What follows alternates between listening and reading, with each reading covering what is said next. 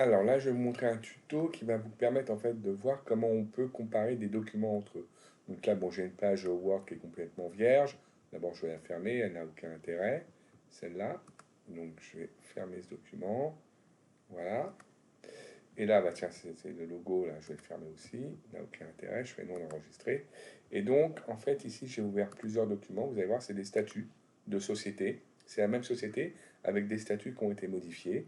Donc, il y a les statuts, vous voyez, qui ont été, où il y a marqué statut modifié. Et l'autre fichier Word, c'est des statuts, hop, je vais le mettre ici, mais où il n'y a pas la date de modification. Voilà, voilà. Donc, par rapport à ça, des fois, j'aurais besoin de comparer ces deux documents.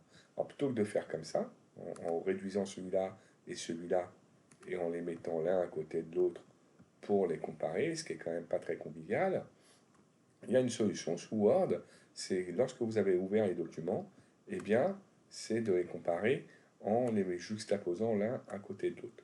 Donc pour ça, vous allez dans Affichage, ici, vous voyez, l'affichage est vertical, ici, et vous les mettez côte à côte.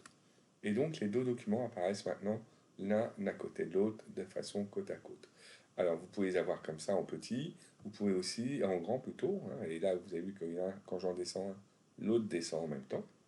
Donc c'est quand même assez pratique parce que je peux vraiment comparer en même temps si les deux documents ont des différences ou pas. Et puis deuxièmement, ici, vous pouvez aussi les mettre de manière côte à côte comme ça, mais pas de manière verticale, comme ça.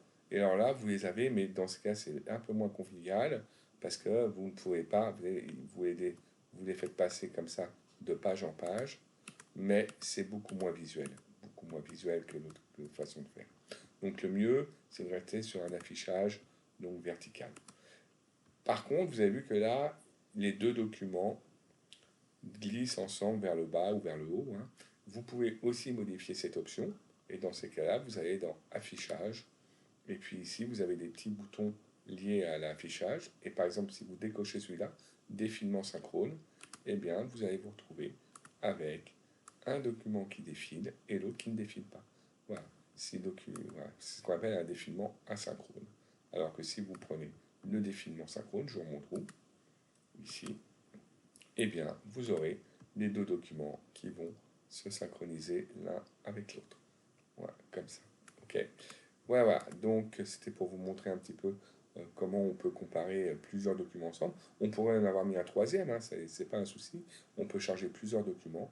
N'oubliez pas qu'il faut que les documents soient déjà chargés pour que ça fonctionne, sinon ça ne fonctionnera pas. Très bien.